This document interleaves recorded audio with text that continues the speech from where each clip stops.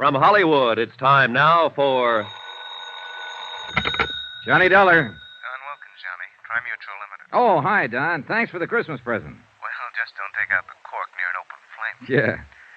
Say, do you know anything about a guy named Mel Priker? Nothing good about him. Why? Got himself killed last night. Murdered. Priker was born to be murdered. Maybe so, but not at our expense. We're holding a $100,000 policy on him. Wow. Who's the beneficiary? His partner, Nick Shurn. Nick Shurn. You picked a fine pair of rats. Yeah, I know that now. The New York police are holding Shurn, but they've got no evidence. Go down there and check it out for us, Johnny. If Nick did the killing, we're off the hook. Any witnesses? One, apparently, the hat check girl in that nightclub of theirs. What's her story? I wish I knew. She's disappeared. We've got to find her, Johnny, before some of Nick's hoodlums find her. Don, maybe they already have.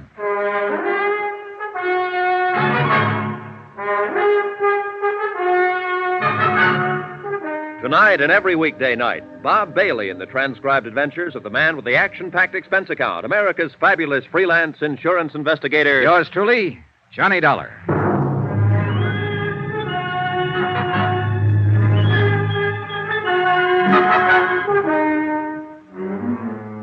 Expense account submitted by Special Investigator Johnny Dollar to the Home Office Trimutual Insurance Limited, Hartford, Connecticut.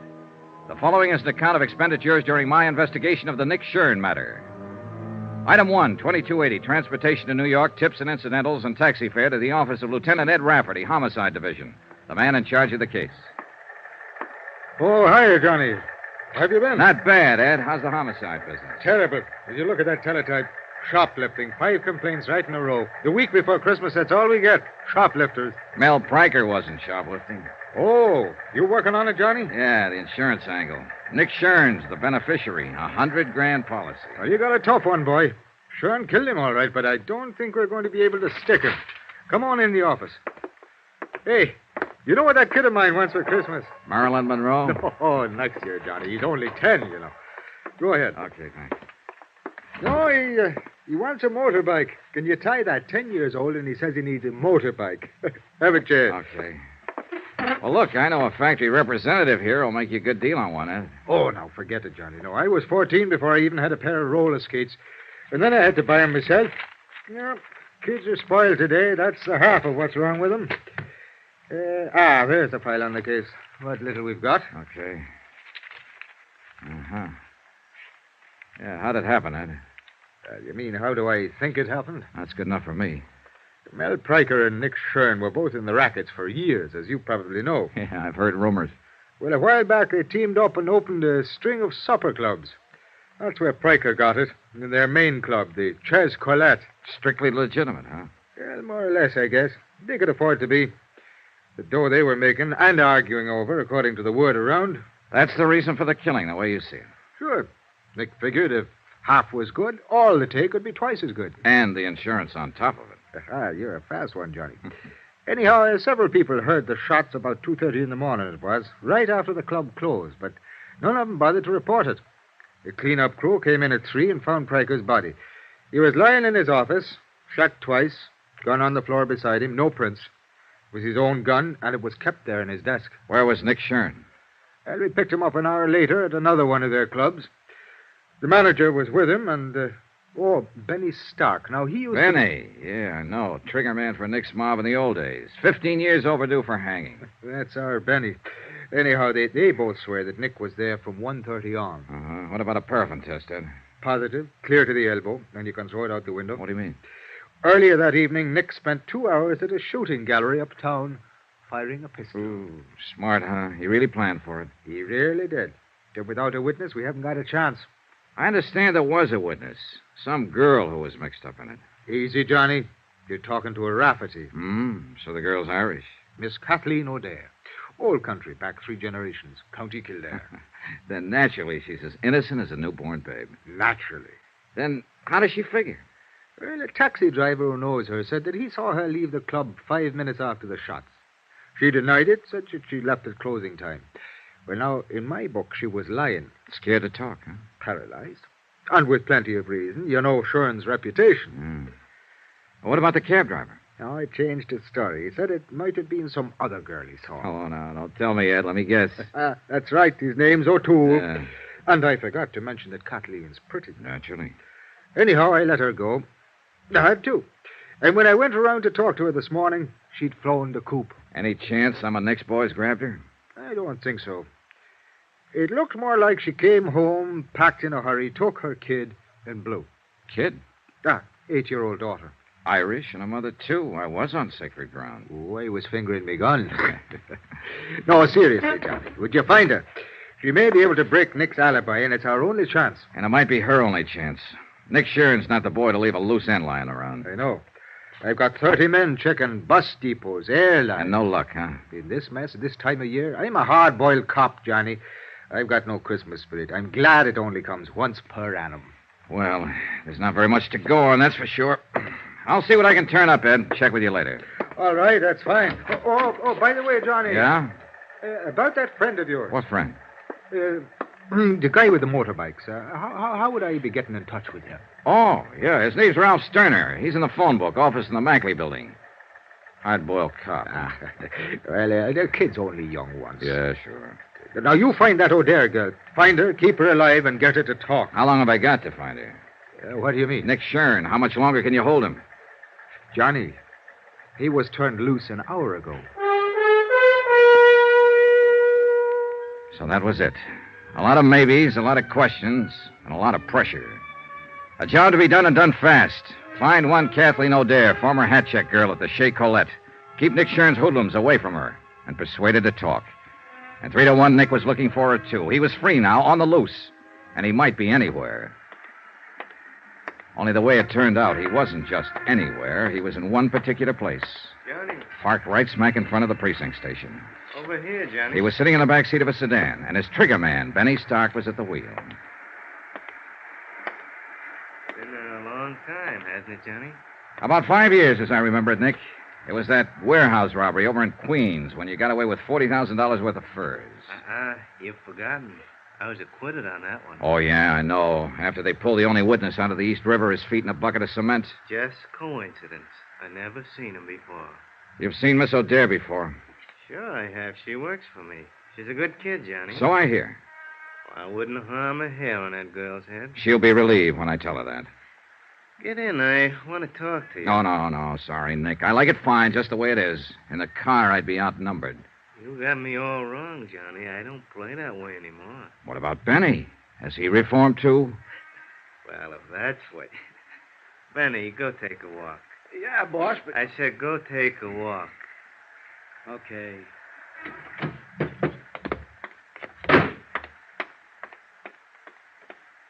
Get in, Johnny. What's on your mind, Nick? You working on this case? Yeah, I'm on it. Why? That's what I figured. I was talking to my lawyer in there and saw you go to Rafferty's office. I guess the insurance company's going to try to welch on that claim. It's your Is party, that it? Nick. You talk. I got a better idea. What's that? You know, it's real nice out in Las Vegas this time of year, Johnny. A man could have a lot of fun out there for the next month with maybe $10,000 to play with. What man are you talking about? You. I don't have $10,000. You will. 30 minutes from now, if you say the word. Oh, Nick, you're lucky we're not standing out there on the sidewalk. In a car seat, I haven't got room to swing. Still a fool, huh? I don't know. Why don't you write me about it? You'll have plenty of time. Up there in the death cell. Suppose I didn't make any claim on that policy. Then you wouldn't have any reason to stay on the case. No sale, Nick. $100,000 is a lot of money. I'd want to find out why you didn't make a claim. You know why. You're out to pin this on me, and so are the cops. A man with a record hasn't got a chance. You should have thought of that before you killed Mel Pryker. Want to know something, Johnny? I didn't kill him. Well, I'm betting you did. What do you care who killed him? You're not shedding any tears over it. No, but I'd sure hate to see you get away with it. And I'd hate it even more if anything happened to that girl. Kathy O'Dare? Now, what could happen to her? She just might fall in the river. She probably thinks she's safe as long as she hides from the police and refuses to talk. She doesn't know you very well. You had me all wrong, Johnny. You know, you hear a lot about peace on earth, goodwill toward men around this time of year. Well, I don't have much goodwill toward the kind of rat you are. And I figured there'd be more peace on Earth if you weren't on it. Push me, and maybe that's what'll happen. Well, at least that's fair warning. Yeah, it's fair warning. I'm going to tag you for this, Nick. You can count on it.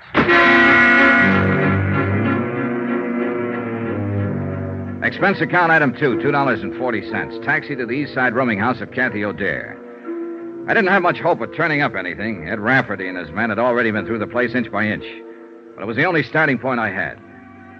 The landlady was out, and a uniformed policeman led me into Kathy's flat. I spent an hour and a half and got nowhere. I went through her mail, bills, advertisements, casual notes from men she'd met at the club. But nothing personal, not even a postcard. There were no pictures, photographs of Kathy or her daughter anywhere in the flat. She made a clean sweep, then left in a hurry. And obviously, she didn't mean to be found. But I had to find her, and fast. It was dusk when I left. The street lamps were on, and the colored Christmas lights in the windows along the block. Snow was falling in big, soft, gentle flakes, and there was a holiday feeling in the air. It was neither the time nor the setting for murder. Make contributions, son? Give a little something to help the poor? Oh, sure. How's it going this year, Santa? Oh, it's better than usual, but it just seems there's never enough to go around, no matter how... Well, bless you, son. Thank you kindly. Don't mention it. Good luck, Pop. Thank you, son.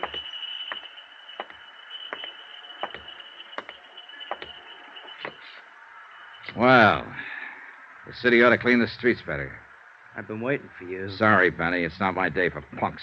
Got some friends who want to talk to you. Start walking, Johnny, down the alley. It's dark down there. Start walking. This ain't just my hand in my pocket. It better be, Benny, with 2 cops standing up there on the porch watching. What are you talking about? There ain't no cops. I smashed him in the mouth and knocked him flat. Followed it up and kicked his gun. I got it. He rolled over, came to his feet, and rushed me. I was hoping he would.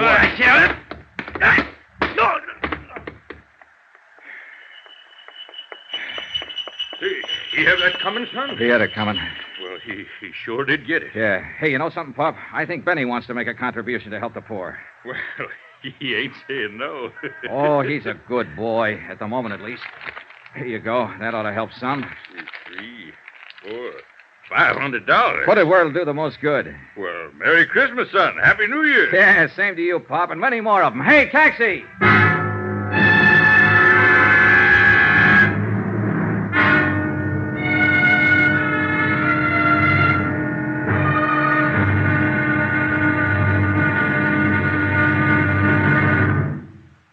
There'll be another intriguing episode in our story of the next Shurn matter tomorrow. Tomorrow, an old lady with a broken arm, a shivering girl, and bullets in the snow.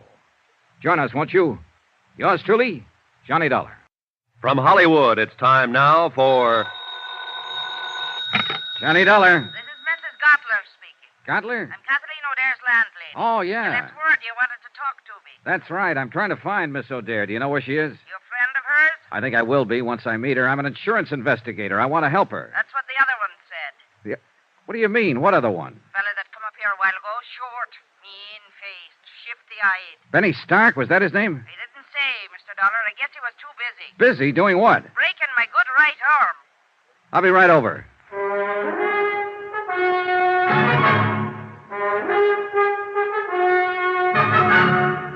Tonight and every weekday night, Bob Bailey in the transcribed adventures of the man with the action-packed expense account, America's fabulous freelance insurance investigator. Yours truly, Johnny Dollar.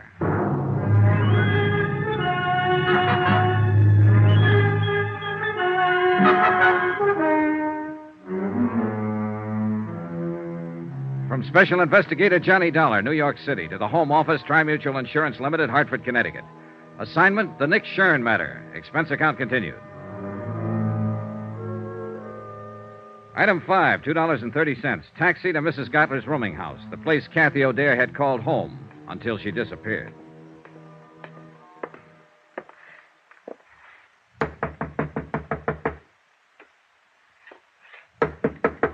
Come in. Get your hands up. Mrs. Gottler. That I, Well, look, I'm Johnny Dollar. I talked to you on the phone. It's all right. You can put that gun down. Well, I guess it's you all right. I'm sorry, Mr. Dollar, but I've only got one good arm left, and I'm aiming to keep it. Pull up a chair. Thanks. Oh, kind of rough Rough boy, huh? I'd have showed him who was rough if I could have got a hold of my gun. I'd have blasted him, Christmas week or not. I'd have blasted him, Mr. Dollar. Yeah, I know how you feel. And me with all these presents to wrap. How can you wrap presents with one arm? Bad as being a paper hanger. Well, I'll be glad to help out, Mrs. Gottler. I won't guarantee what they'll look Well, like. now, I sure do appreciate it. And don't worry about their looks. I got to get them wrapped, that's all. Oh, let's see now. This paper goes on that one. Oh, all right. It's a water muffler for my nephew over in Brooklyn. You know them terrible winters they have over there. Oh, yeah, they're frightful. Of course, it may be better this year. The Dodgers won the pennant. Nothing but luck. It won't happen next year. You never know. Hey, tell me something, Mrs. Gottler. How come Benny worked you over? Why did he break your arm? Here. Stick this card on it as soon as you get the ribbon tied. Oh, okay. No time of year like Christmas, Well, he wanted to know where Kathy went. When I said I didn't know, he jumped onto me. Said I was lying. If I could have got hold of that gun... Where did she go, by the way? You aiming to break my other arm, Mr. Dollar? With all these packages to wrap? Here, hold your finger on that knot. Tie it tight now. Them postmen in Brooklyn are always busting things open. Yeah, no. There. Well, that's one down. Where did you say she went? Oh, I didn't. No, this one I'll deliver myself, so it don't need to be wrapped so careful. All righty. Kathy lit out of here in the middle of the night. You think I'd sit up 24 hours a day spying on my roomers? You might, if the rumor happened to be one of your special favorites. Who told you that? What's the difference? She was, wasn't she? Kathy was everybody's favorite. Anybody that ever met her. Oh, you'll meet them as make remarks about a girl that works in a nightclub. But I'll tell you one thing, Mr. Dollar. Kathleen O'Dare's as fine a lady as you'd ever care to find. And I would care to find her. Well, good luck to you, then. And if you do, let me know where she is. You helped her pack, didn't you? Now, how did you know that? Here. That's about as good as I can get it. Be careful when you deliver it, though. It's not tied very tight. I didn't know, Mrs. Gottler. I was guessing, but it figured. Kathy was scared half to death when she packed up and left here. All she had on her mind was to run and hide. She wouldn't have thought of stripping that flat, taking out every bit of personal identification. Somebody had to help her. Now, where'd she go? I don't know. Look, you don't get the idea. I'm on her side. She's up against a rough deal and doesn't even know it. You've had a sample of the way those boys play, and that was only a sample. With Kathy, it'll be a whole lot worse. They're looking for her, and sooner or later they'll find her. Her only chance is for me to get to her first, so you... I'm not lying, Mr. Dollar. I don't know where she went, and that's the truth to help me. I tried to get her to tell me, but she wouldn't. She said if I knew it would be dangerous for me. I helped her pack, yes, but I don't know where she was going. Well, that's sad, I guess. I don't know where to turn next. She apparently didn't have any other close friends. I don't even know what she looks like. I've never even seen a picture of her. I was hoping you Well, if that'll do you any good, I've got one right here in my sewing basket. One what? A picture. What did you think? She gave it to me about a year ago. But she'd never had many taken, but here it is. Thanks. Real pretty girl, don't you think so? Yeah, she's lovely. Well, at least I'll be able to When was this taken, Mrs. Gottler? Now, how should I know? 3 or 4 years ago, I guess, before she come here to the city. This photographer's address, the name of the town, is that where she came from? Branbury, Michigan? Why, yes, that's her hometown, Branbury. I'd forgotten the name of it. And she was just talking about it a week or so ago. She wanted to go home for Christmas, but she said she couldn't see. Mr. Dollar, do you think she might? Maybe. It's the most likely place a scared girl would run to, home. Anyway, it's worth a chance. Mrs. Gottler, I love you.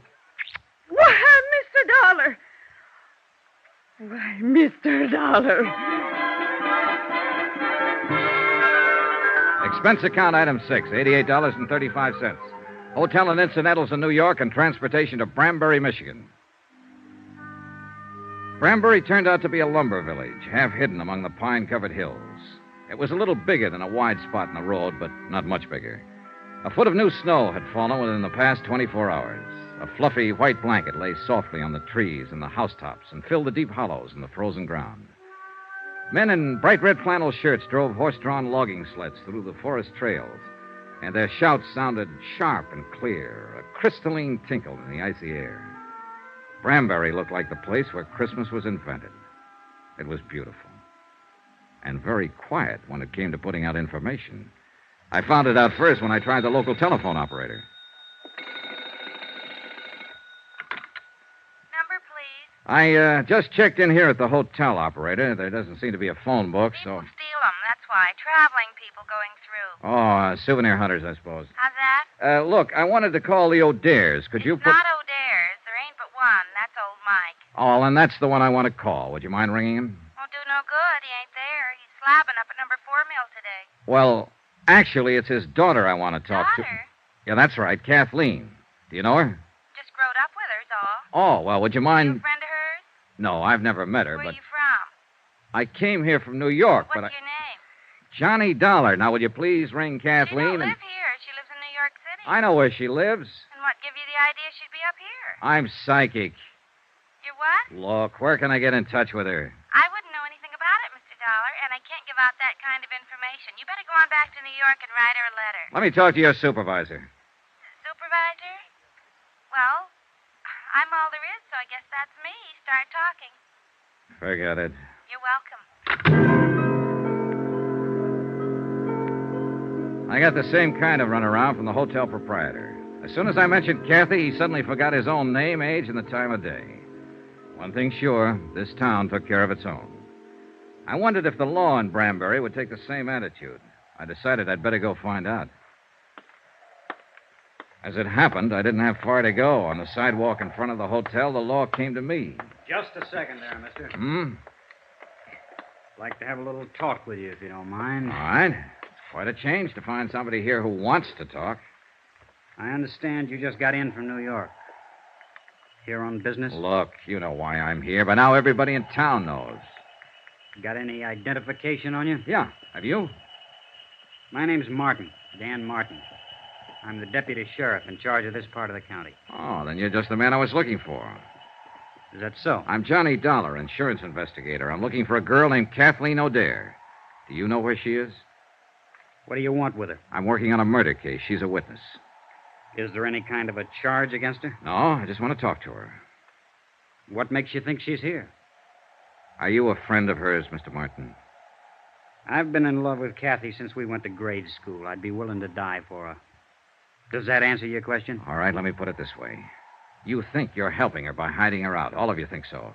But you're wrong. You're helping her right into her grave. Kathy doesn't figure it that way. She's scared. She doesn't know what she thinks. I know these boys who are after her. They don't play kid games. And sooner or later, they're going to find her. So if you love her and if you know where she is, you better take me to her before it's too late. I don't know. I don't know what it is Kathy's mixed up in. I didn't want to ask her. But I know it isn't the police she's afraid of. And I don't think it's you. No, at the time she ran out, I wasn't even in the picture. I'm on her side, too, Mr. Martin, and I've got to see her. Go talk to her father, old Mike. See what he thinks. He's not at home right now. Yeah, I know. He's out at number 4 mill. How do I get there? The county pickup truck is parked down the block.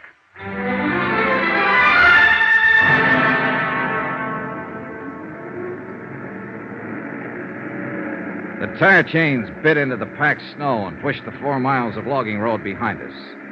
It was late afternoon, and the sun had dropped behind the timbered slopes, throwing a pale sheet of cold yellow against the western sky. Here and there, a few scattered lights were coming on, in the windows of the village and the bunkhouses of the lumber camps. Bright white sparks against the darkening shadows. Emptiness, loneliness, and somewhere in it a frightened girl in hiding. A girl who'd run away from the city of 100 million lights and from an unsolved murder.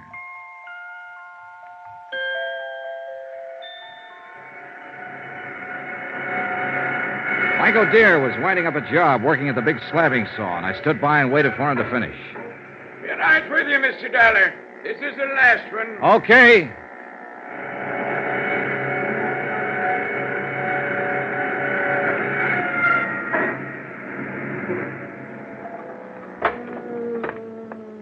Well, that's the last of it now till after Christmas.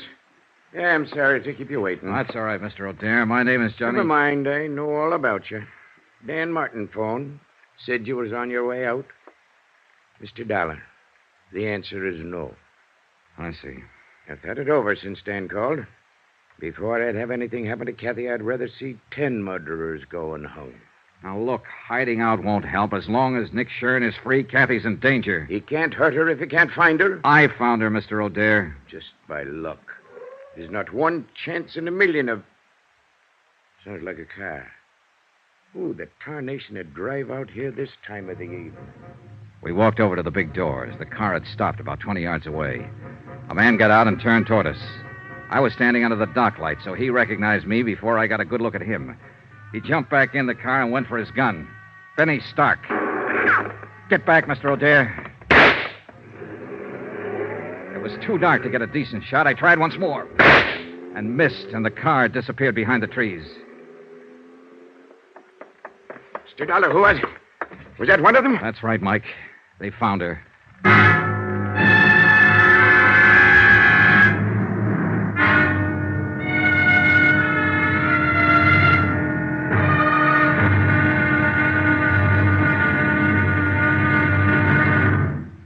There'll be another intriguing episode in our story of the Nick Shurn matter tomorrow. Tomorrow, a lonely vigil in the snow. A killer prowls the night. And a lovely lady vanishes. Join us, won't you? Yours truly, Johnny Dollar. From Hollywood, it's time now for... Johnny Dollar. Dan Martin here. I was up the street when you Listen, called. Sheriff, they've traced Kathy O'Dare here to your nice little town of Branbury. Who has? Nick Shurn's boys. One of them, a trigger man named Benny Stark, came out to the sawmill hill a few minutes ago. I traded a couple of shots with him, but he got away in a car. Did he head north or back toward town? Toward town, I think. You can't see the turnoff from here. All right, Dollar. You're packing a gun. Will you take the pickup truck and block that turnoff? Hold it until I can get somebody out there to relieve you? Right. How many deputies you got? Deputies? Uh-oh. What about volunteers? Is this Benny Stark the man Kathy's afraid of? He's one of them. Then I'll have volunteers. 20 men within a half hour, armed with deer rifles. And every one of them a dead shot.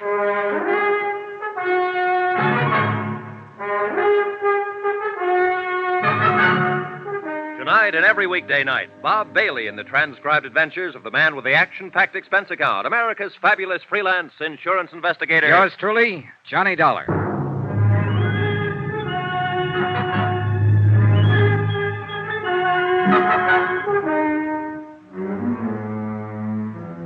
From Special Investigator Johnny Dollar, location Branbury, Michigan, to the Home Office, Tri-Mutual Insurance Limited, Hartford, Connecticut. Assignment, the Nick Shurn matter. Expense account continued. Item 8, $3.60 for 2 packs of cigarettes and a pint of Applejack, borrowed from the foreman's locker at the sawmill. I figured these as standard equipment for holding down a roadblock at 10 degrees above zero. And Mike O'Dare agreed with me 100%. Well, I'll tell you one thing. They can make it out of corn, rye, barley, make it out of gold if they want to. But they'll never come up with anything better than what they make out of apples. Here, have a short one, Johnny. No, thanks. I'll save it for later. Well, I'll just,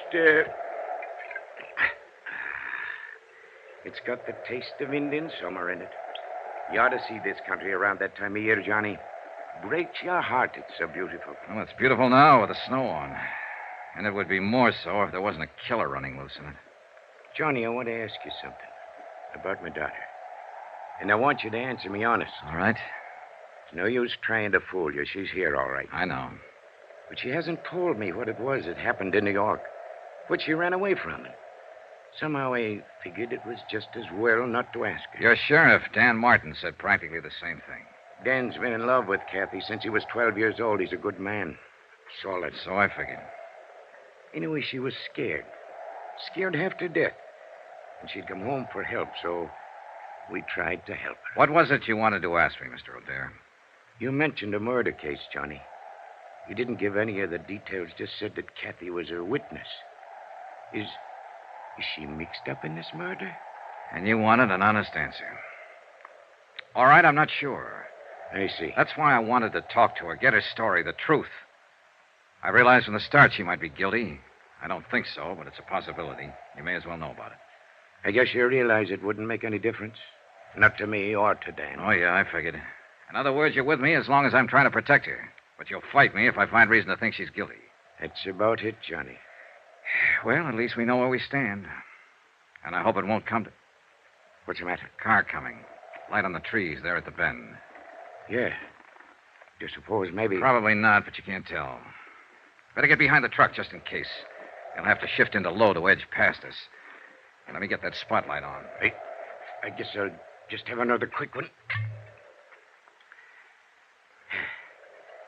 That wind cuts right through your bones. It's a dark-colored sedan. It might be him. Funny. I'd been hoping for 2 months that Kathy'd come home for Christmas. And I didn't figure I'd be out here in the woods, hiding behind a truck, waiting to shoot it out with somebody that wanted to kill her. It's a crazy world. Keep your head down, Mr. O'Dear. Yeah. Just the driver by himself, wearing a dark hat. I don't know. You know, that kind of looks like... Huh? By golly, it is. What? That's Ted Perkins, old wreck. No doubt about it. And the... All right, you better wave him out past. He probably thinks we need help. It's all right, Ted.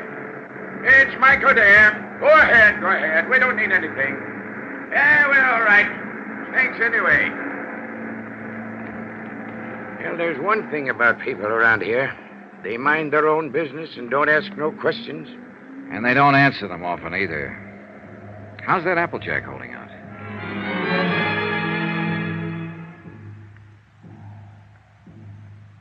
Two long hours went past. Only 3 cars came out from the village, and each time a long moment of tension while we waited to identify the occupants. But all of them were townspeople. Benny didn't show. One truck came down the logging road from the back hills loaded with dwarf spruce and fir. Peace on earth, goodwill toward men. We were waiting for an assassin, but the truck only carried Christmas trees.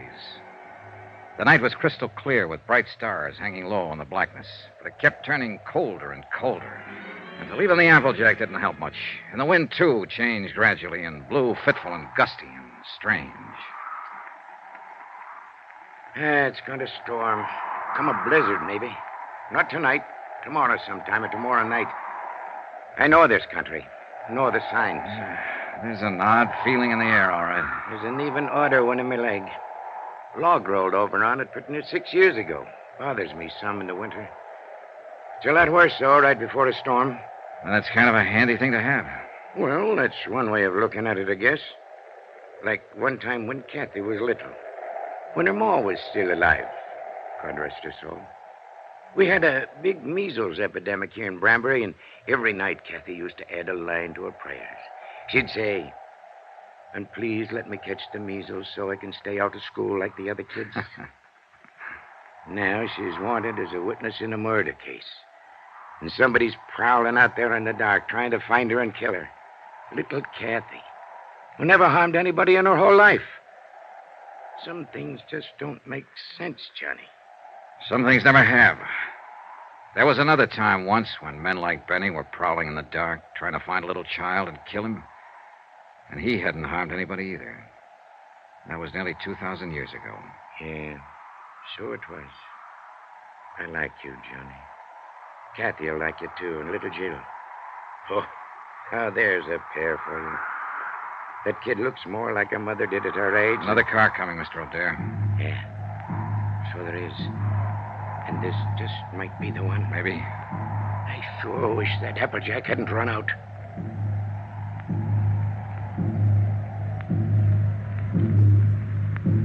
But it was only a couple of men Deputy Martin had sent out from town to relieve us and take over. Big men, calm and quiet, wearing plaid mackinaws and heavy lace boots and carrying Winchester 94s over their arms. They told us Benny Stark had been seen. He'd come up from the west, driven onto one of the roadblocks unexpectedly. In a flurry of shots, he'd broken through. The men couldn't understand his persistence. They thought he'd run for it, get out of the area once his presence was known. I didn't bother to explain, to put him straight, but I knew Benny had never run, not now. He was a trigger man, a professional killer with a reputation at stake. And he had his orders to silence Kathy O'Dare. A half hour later, we were back in town, turning into the main street around the village square. Strings of colored lights on a tall pine in the center of the square blinked and sparkled as they swayed in the wind. Around 100 cars and trucks were parked in the street and in the lot behind the town hall. And the sound of singing drifted out from inside. They're practicing carols and things for the big doings on Christmas Eve. Ain't it beautiful? The men at the roadblock had given a description of Benny's car and the license number. It was just barely possible. Got something in mind, Johnny? Yeah, let's take a look through those parked cars. I don't know. If it was me, I sure wouldn't be hanging around here. I'd stick to the tall timber. Yeah, but you're not a city boy, Mike. Tall timber is foreign soil to Benny. He's only comfortable when he's close to a crowd. He the fellow that's supposed to have done that murder? No, it was the man he works for, a cafe owner, ex-gangster, a man named Nick Shurn. Let's check that lot around at the side. I don't think he'd show here in front. He'd be taking a big chance showing anywhere. In a town this size, people know each other. It's his job to take chances. And he probably doesn't realize... Wait a minute. That sedan against the building with the side window broken. 7, 8, 2, 1. That's his car, Johnny. Yeah, wait here. I eased my gun out of the holster and started toward the car. There were no lights in the lot, only the soft glow reflected from the packed snow underfoot. And the car itself stood in the dark shadows next to the building. I couldn't see whether anyone was in it or not. The singing seemed to swell louder as I approached. I moved slowly, watching for any sudden movement. The car was empty.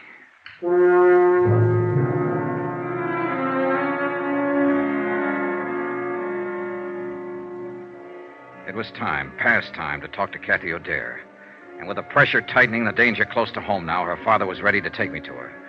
We drove over to Dan Martin's house, where it turned out Kathy and her daughter were staying. Dan's mother had been looking after her. Dan was there when we arrived, busy on the phone. Yeah, I know the car all right. The one Jed bought last spring down in Bay City. 7392. Where was it parked? All right, keep an eye out, Charlie. So long. Benny Stark has stole himself another car. Huh? Took Jed Wharton's station wagon. Well, what for? That was a better one he had. Charlie says the steering gear was sprung. I guess it happened when he crashed that roadblock. Well, how's Kathy and the young'un? Oh, fine. They're asleep upstairs. Mom's next door helping Mrs. Barton stuff a turkey. Johnny, you figure it could wait till morning. I'm sorry, Mr. O'Dare. I've got to talk to her tonight. All right. I'll go wake her up.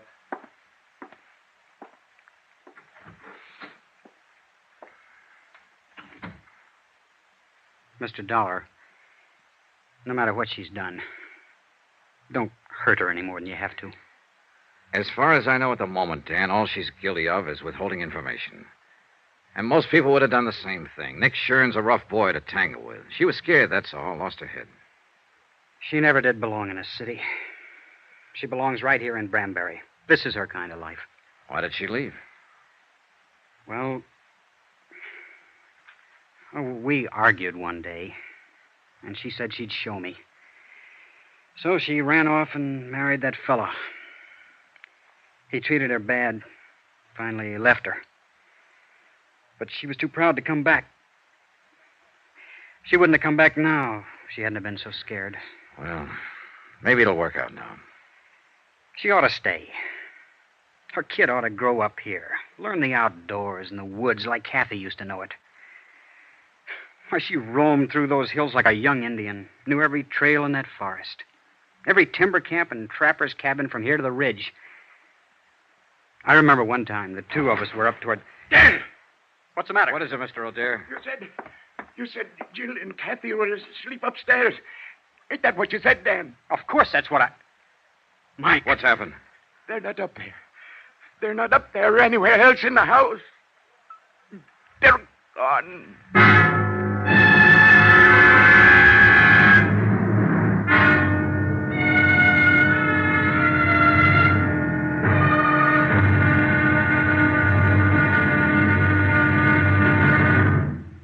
There'll be another intriguing episode in our story of the Nick Shurn matter tomorrow. Tomorrow, a little girl who believes in Santa Claus, a big girl who believes in very little, and both of them facing death. Join us, won't you? Yours truly, Johnny Dollar. From Hollywood, it's time now for... Johnny Dollar?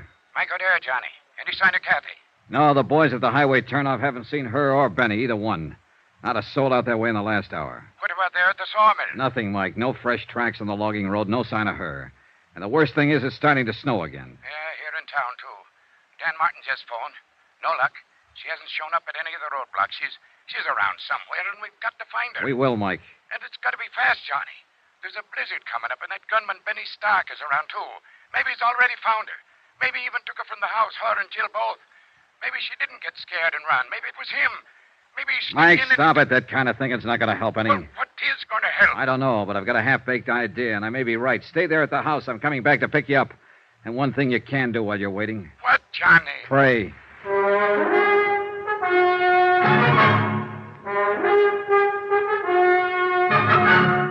Tonight and every weekday night, Bob Bailey in the transcribed adventures of the man with the action-packed expense account, America's fabulous freelance insurance investigator. Yours truly, Johnny Dollar.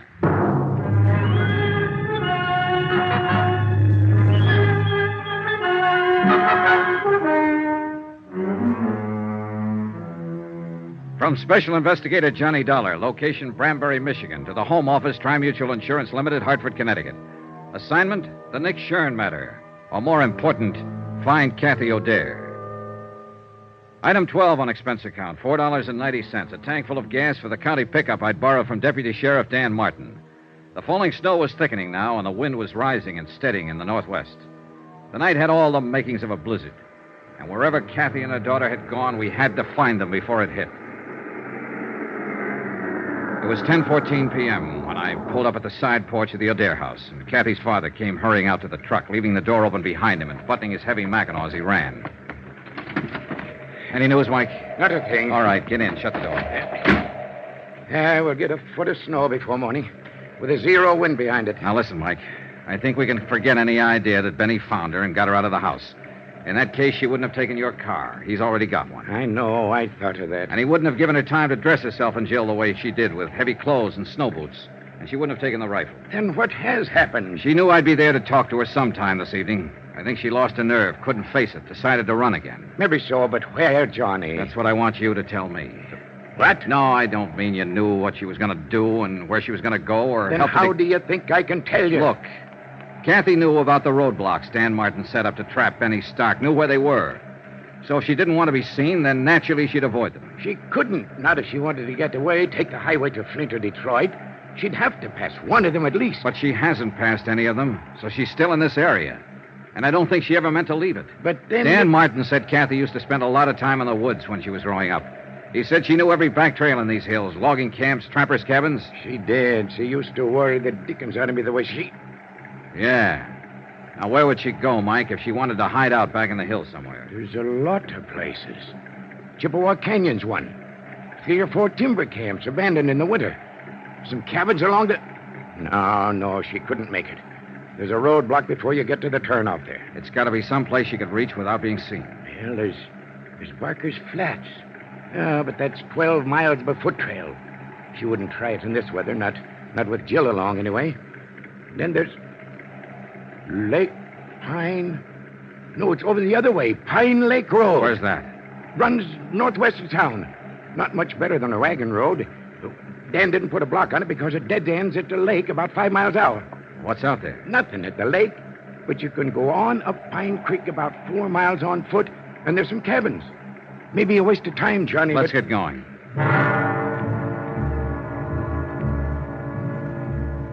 Expense account, item 13, $6.90. 1 dry cell electric lantern, an extra pair of batteries picked up at the Branbury Hardware Company on the way through town.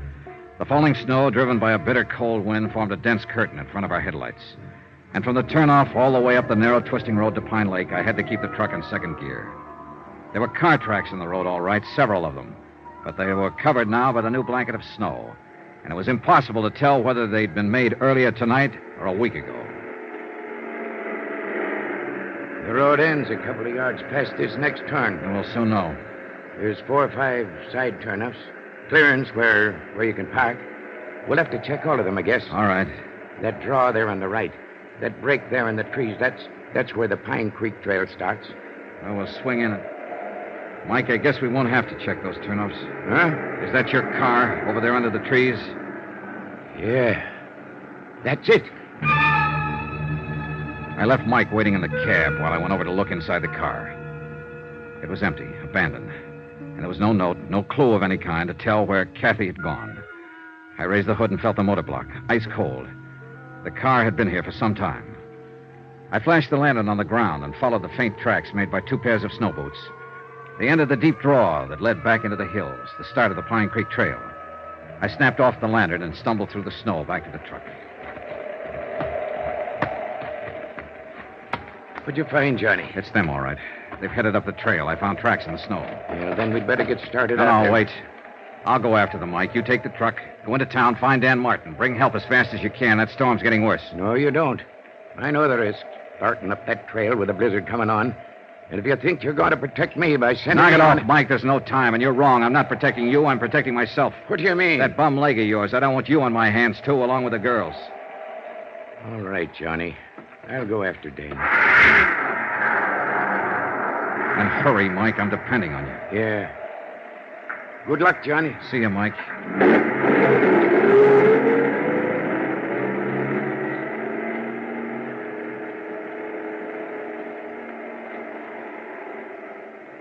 I stood there in the snow watching the headlights of the truck move away. Finally, they swung around the bend and disappeared. And I suddenly felt more alone than I ever had in my life. I'd gotten rid of Mike deliberately, sent him away on purpose, because I hadn't told him everything. I could see no point in tearing his heart out. There was another car parked on beyond Kathy's, nearly hidden by the trees. Jed Horton's station wagon. The car that had been stolen by a killer named Benny Stark.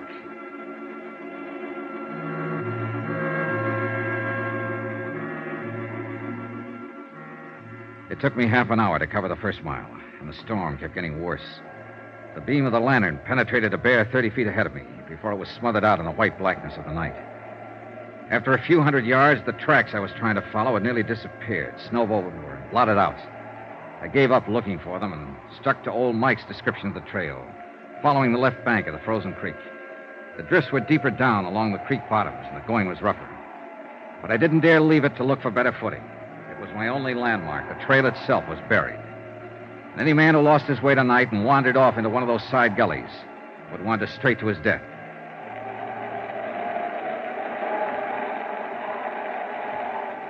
An hour passed. Then an hour and a half, or 2 hours maybe. I lost all track of time and distance.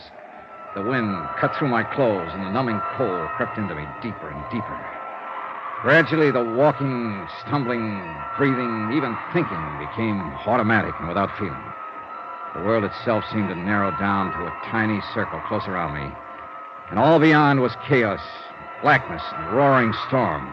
I tripped over fallen logs and floundered back to my feet, dropped my lantern and recovered it, broke through the crusted drifts and struggled for footing, and kept on moving.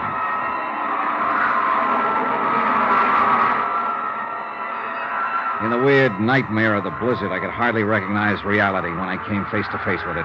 When the beam from my lantern touched him, crouching by a tree a few yards away. I could barely accept him as being real. He'd been watching my light as I approached, waiting for me. It was Benny Stark with his gun leveled and aimed. Don't be a fool, Benny. Drop that gun!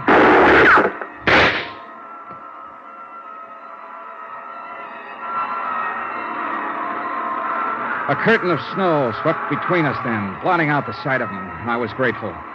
I turned and stumbled on into the storm, moving in pitch darkness now, except for the ghostly glow from the snow-covered ground. The second shot had smashed my lantern, and I had nothing left to go by but instinct and luck, and they weren't enough. Within 15 minutes, I was hopelessly lost.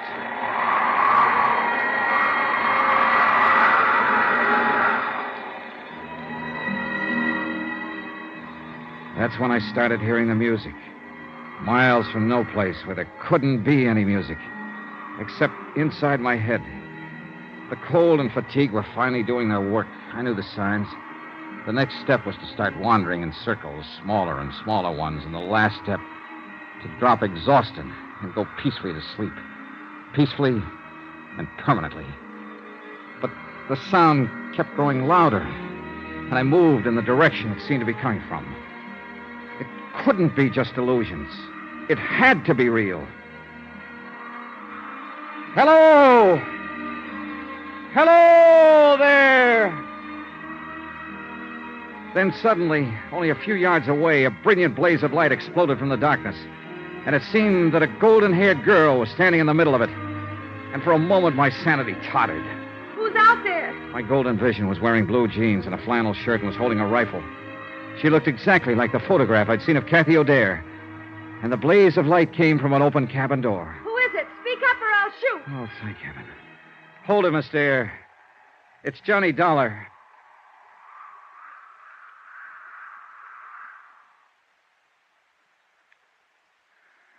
Are you getting warm now? I don't think I'll ever get warm again. You will if you don't move away from the stove a little. The back of your shirt is starting to smoke. Yeah, I thought I was beginning to feel something. How's the firewood? There's plenty. And plenty of food. And a radio. If I hadn't heard that music, I'd have blundered right on past this cabin. Oh, we've got everything. We can hold out for a month if we have to. I hope we have to. What about your daughter? Is she all right? Sure. She's fine. It's a picnic for her. A camping trip. She's sound asleep back there in the lean-to. Dreaming about Santa Claus, I suppose. I wish I could. How did you find me, Mr. Dollar? A hunch. Guesswork. I was born under a lucky star. I wasn't. Oh, I don't know. I think you've been pretty lucky, considering everything. More so than your landlady back in New York. Mrs. Grotler? What do you mean? Betty Stark went to see her. Tried to find out where you were. When she wouldn't tell him, he broke her arm. Oh, no. Oh, the poor woman. Oh, it's a rough game, Miss O'Dare, trying to play it cozy with a mobster like Nick Shurn. You know, of course, that he sent Benny here to find you. He'll have a hard time finding me in this place. He did find you. What? Maybe he followed you from the house or saw you drive through town. Anyway, I ran into him back down the trailer ways. I thought I heard shooting a while ago. You did. He tried to ambush me. He thought he had the drop, and he wouldn't give up. I had to kill him.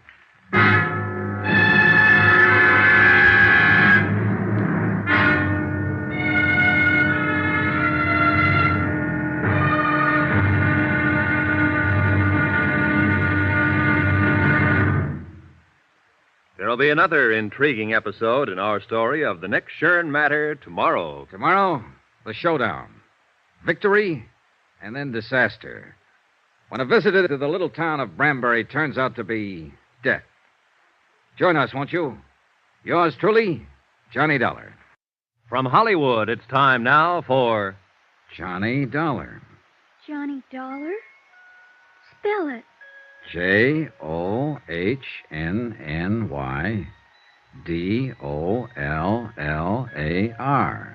That's not right. You forgot to capitalize. Hey, you're right, honey.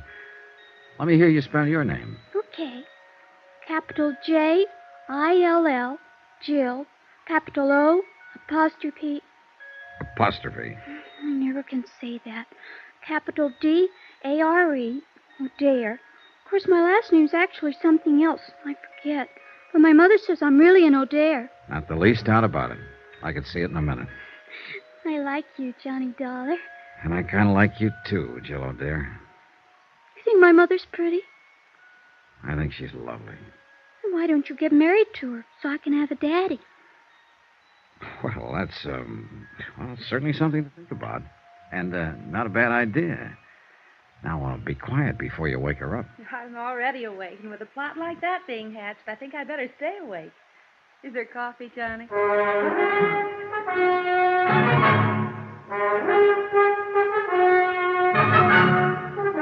Tonight and every weekday night, Bob Bailey in the transcribed adventures of the man with the action-packed expense account, America's fabulous freelance insurance investigator. Yours truly, Johnny Dollar.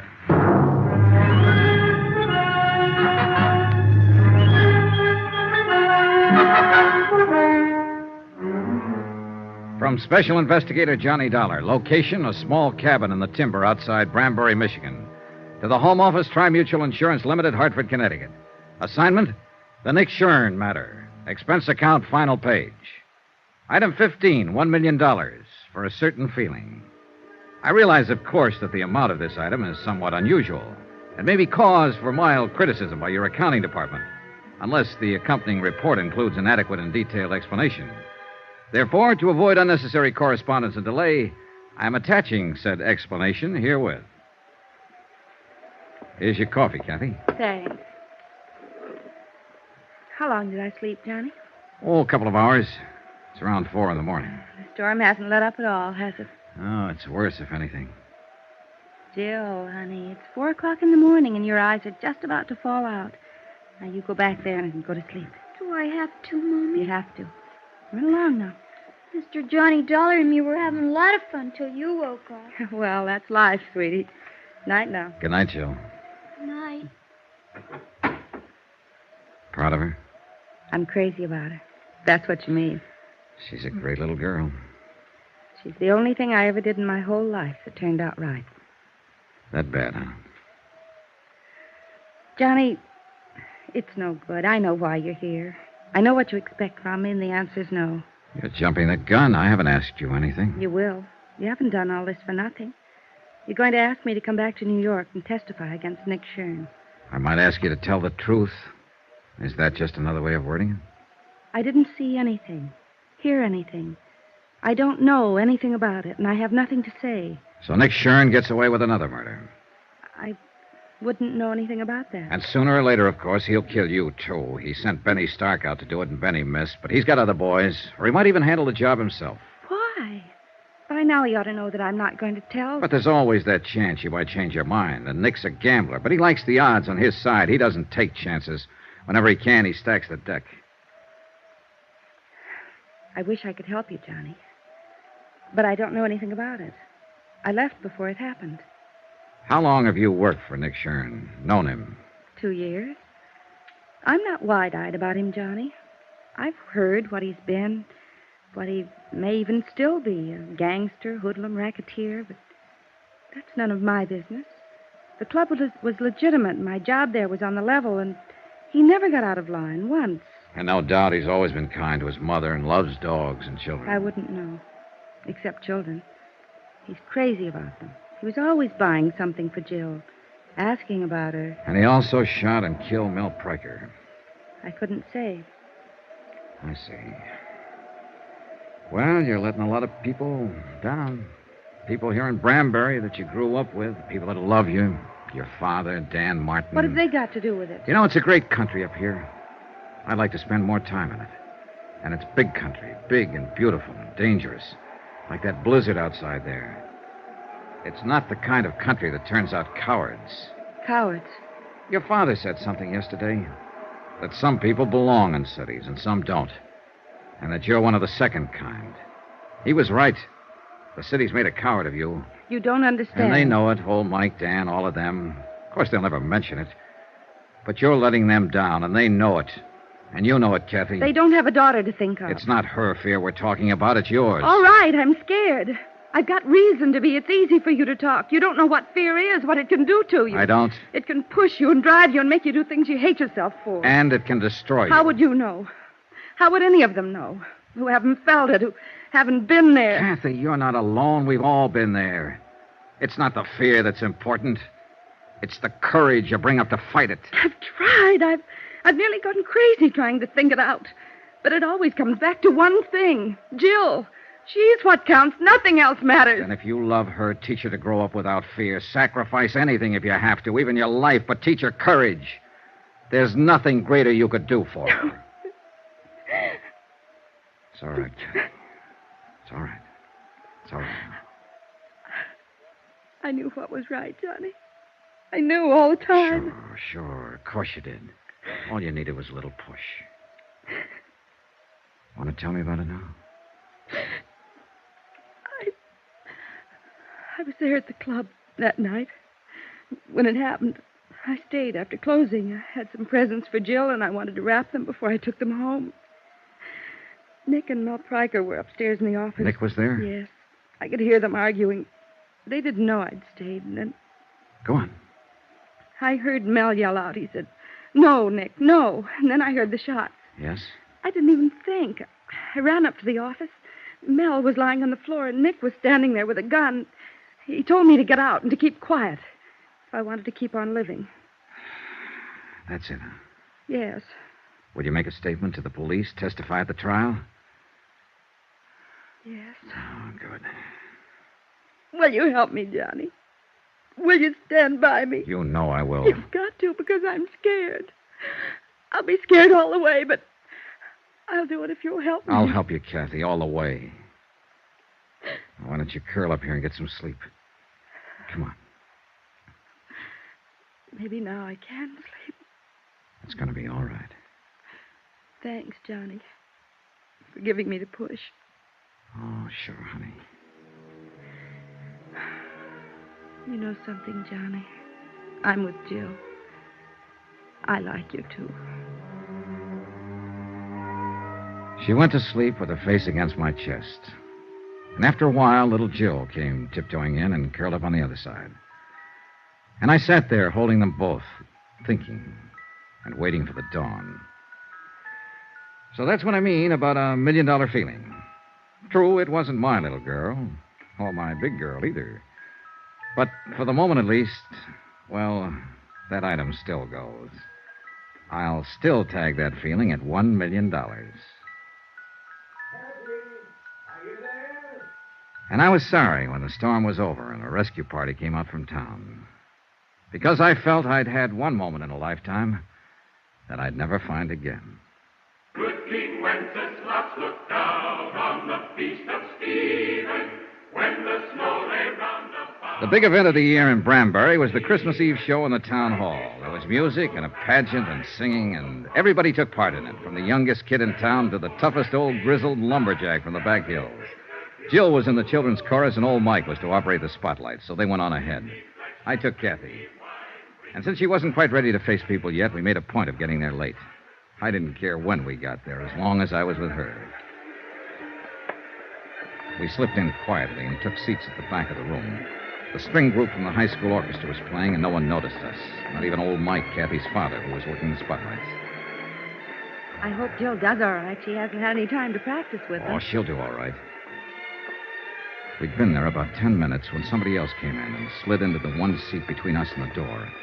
I didn't look around until I felt Kathy stiffen beside me. Oh, no. It was Nick Shurn. Nobody gets excited now or makes any sudden moves.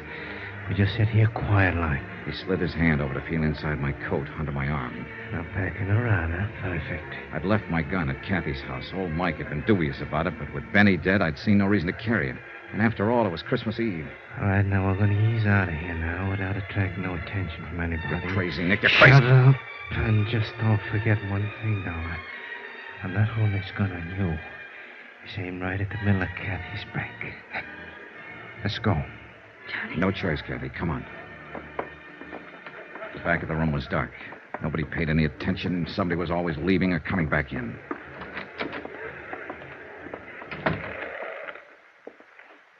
Come on. I got a car over at the side here. Johnny. Watch it, Dollar. We'll be right back, Mike. Just gonna get some air. All right, Johnny. But don't go running out before I give you your present. Huh? Here. And don't uncork that until you're ready for some serious business. All right, Thanks, Mike. Thanks a lot. Don't mention it. Good luck, Johnny. Yeah, come on, let's get away from here. Johnny, he's going Take it easy, Kathy. Me! Now what? Oh, no. Jill, go back. I want to see Uncle Nick. Why did you tell me you were coming here to hear me sing, Uncle Nick? Well, listen. Pick me up. Please, Uncle Nick. Take your hands out of your pocket and pick me up. Look, Jill, you run along now. Who's that? Dan Martin. He's a deputy sheriff, and he's a dead shot. Better do like she says, Nick. Take your hand out of your pocket and pick her up. Uncle Nick? All right, reach in my pocket, Johnny, and take my gun.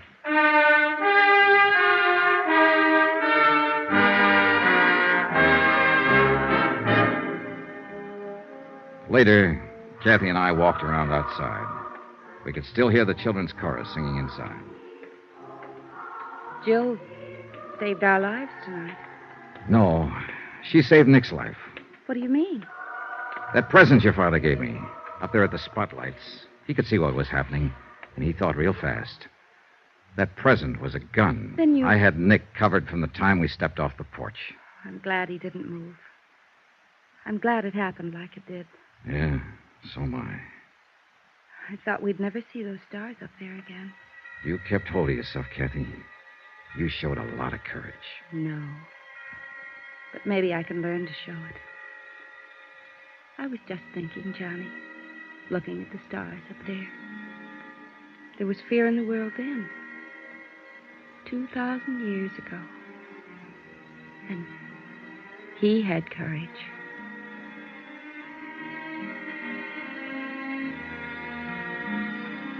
Expense account item 16, $230.40, incidentals in Branbury and transportation for 2 adults and 1 child, Branbury to New York. Expense account total, $486.20. End of account, end of report. Remarks? Merry Christmas. Merry Christmas to all of you, from all of us here on the program. And God bless you. Yours truly, Johnny Dollar. Yours truly, Johnny Dollar, starring Bob Bailey, is transcribed in Hollywood. Written by Les Crutchfield, it is produced and directed by Jack Johnstone. Heard in this week's cast were Virginia Gregg, Peggy Weber, Don Diamond, Ben Wright, Jack Crucian, Barney Phillips, Sam Edwards, and Ken Christie. Musical supervision by Amerigo Marino. Be sure to join us on Monday night, same time and station, for another exciting story of yours truly, Johnny Dollar. Roy Rowan speaking.